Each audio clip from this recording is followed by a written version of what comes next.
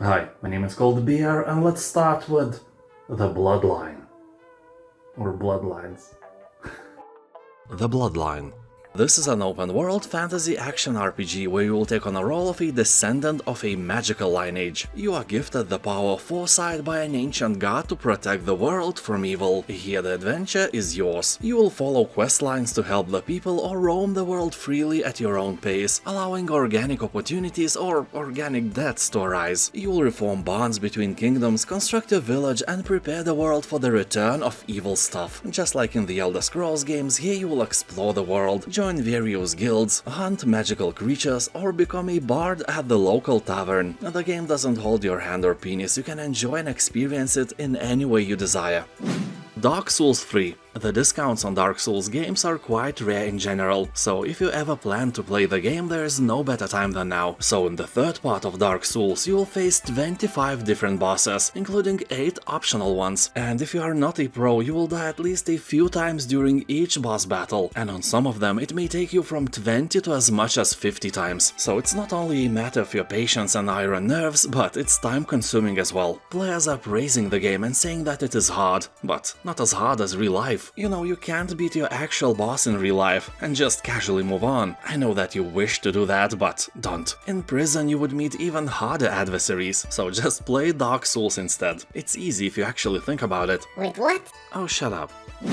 Journey to the Savage Planet. As the newest recruit of Kindred Aerospace, the 4th best interstellar space exploration company, your job is to find out if this planet is suitable for humans. Well, honestly, probably not. Not at all, but you don't know that yet, and yet, here you are. You can play it alone or with a friend. Of course, you probably don't have one, so alone it is. This game may look like it's made for kids, but it's not. It has references of alien drugs and some more adult themes I don't think I can talk about if I want to stay monetized. But people are saying that the game has really great humor, awesome design of animals and plants, and really fun tools to use. Although some of the players are complaining that the game gave them headaches, like real headaches, probably from oversaturated colors and lots of movement, so keep that in mind if you are a bit more sensitive person. The Captain. This retro-inspired adventure game has around 90% positive reviews on Steam, so stay with me, that is not a very common thing. Here you are, the Captain, and a space fleet science officer, lost on the other side of the galaxy. Very Star Trek-ish. Dark forces are en route to Earth to destroy our planet, and you are carrying the only thing that can stop them. Is that a magic bowl of potato salad? You will never know if you don't play. Anyway, you have to race back home across the galaxy. You like Earth intact. You know, here the best beer in the galaxy is being made, and also for some other not so important reasons. On your journey you will meet new friends and make new enemies, although you won't be able to save everyone, and only you will decide who will be left behind and which civilizations will you save or destroy along the way. The decisions are all up to you. You are awesome, but obviously have too much power. There is a protest happening somewhere against you in the galaxy, with purple-haired people cursing you, that's no doubt. Dishonored Death of the Outsider.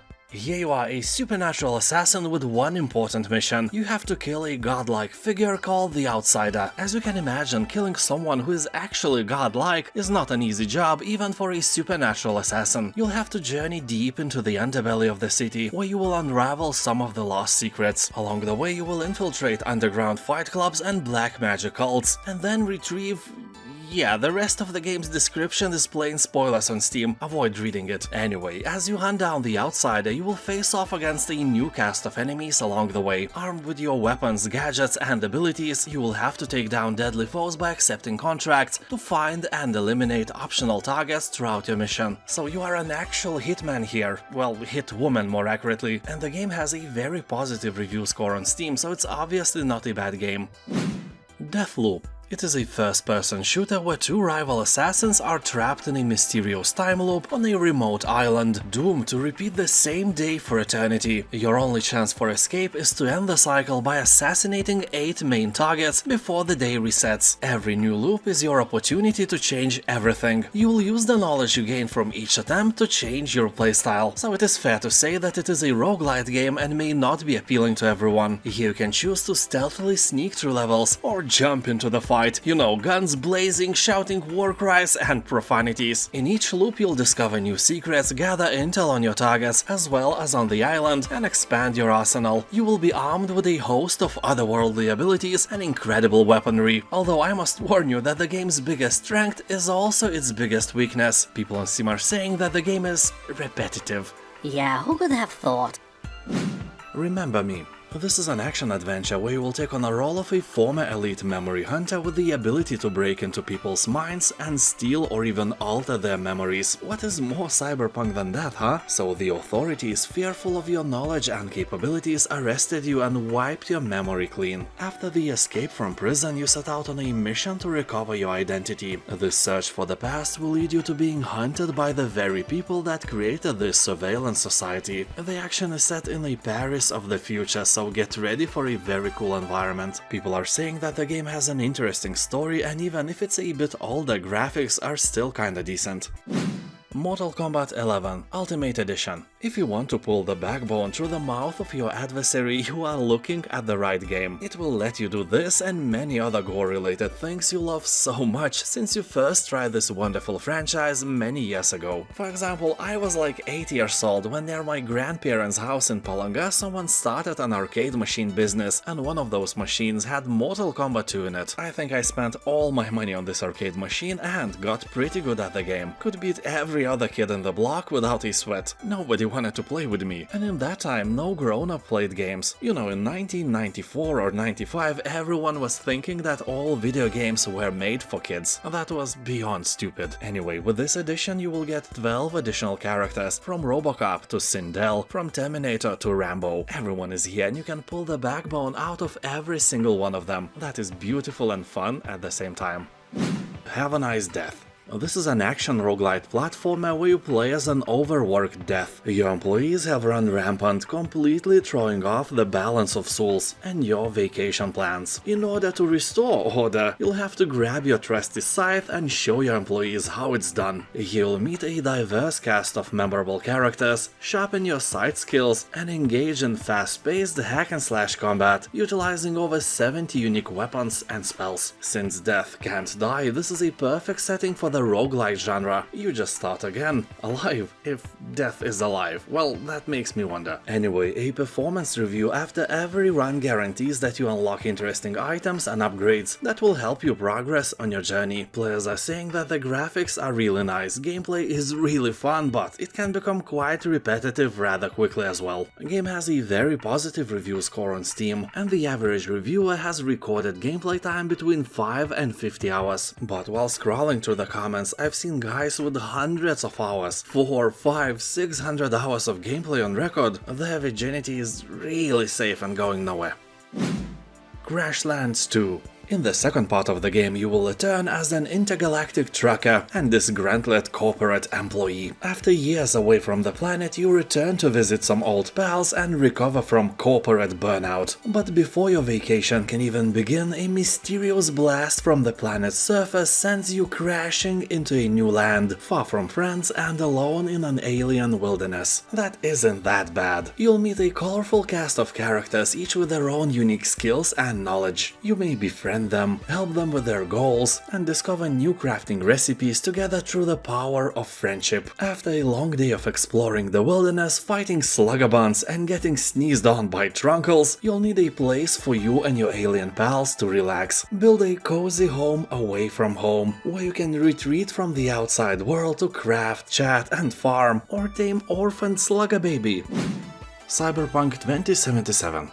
This is undoubtedly one of the greatest single-player RPG games ever made. It had a rough start, but that is in the past and I can finally skip talking about it. Here you'll dive into an adventure in a sprawling megalopolis of Night City. You will have to take on the role of a cyberpunk mercenary who has to do everything and a bit more to survive. The game has one of the coolest single-player campaigns and is a must-play for every gamer. Although remember that this is an RPG and also a first-person shooter, so the logic does not always work. You know, the same bullet does more damage when you have more experience. That makes no sense, but hey, it's a game. Just like in Fallout or GTA games, you will take on random jobs, build a reputation and unlock various upgrades. The relationships you forge and the choices you make will shape the story and the world around you. The game is massive and it has Keanu Reeves in it, so in general this is a wet dream of anyone who likes single-player RPG games, but it also has some really annoying flaws as well. Despite being set in a GTA-like world, here you cannot fly. I see a lot of comments that say something like, Whatever, I don't need to fly. yeah, but I do. That is a real downgrade and annoys me very much. Anyway, the campaign is more than awesome, 11 cold beers out of 10. Alien Isolation. Here you are all alone in a giant space station and a xenomorph is hunting you. You have no guns, you are the prey, but despite the fact that you are a woman, your balls are way bigger than some men have, definitely bigger than mine. So you are being hunted by a creature of nightmares, smart, stealthy and built to kill. Sometimes it can take an hour without an encounter, sometimes you can feel it creeping upon you in the vents, sometimes you can hear it, and sometimes you just die because a xenomorph is not some usual monster. It's terrifying. Really terrifying. The feeling when you see him launching at you from a distance will put your heart into your heels. It looks and moves in a way which somehow invokes the primal fear in your brain. To play this game you will have to have huge and hairy mental balls, because with time you may get used to the alien, you may get used to hiding and even to jump scares, but when the game guides you to the alien nest, and it's the only way to go, you will only wish that you had not 2 balls, but at least 4, or more likely 7. Yeah, 7 is good number. Creaks. The creators of Samorost and Machinarium created this masterpiece as well. I don't think they are capable of something not great. Most of their games have a Steam review score above 90%, and so does the Creaks. This is an immersive puzzle game that delights our eyes with its hand-painted visuals and precise animation. It also has great sound design and an eclectic original score from Hidden Orchestra. You'll proceed at your own pace at figuring out the solutions of dozens of carefully designed puzzles, explore the mansion for hidden paintings and uncover the great secret. As developers say, Creaks is best enjoyed with a controller and a good pair of headphones. The Evil Within 2.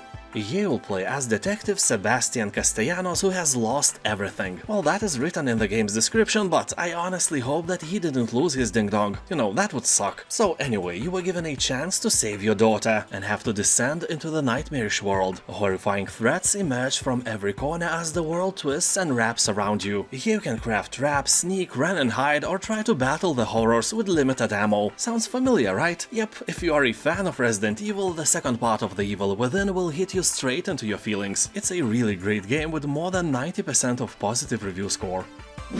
Thronebreaker, The Witcher Tales.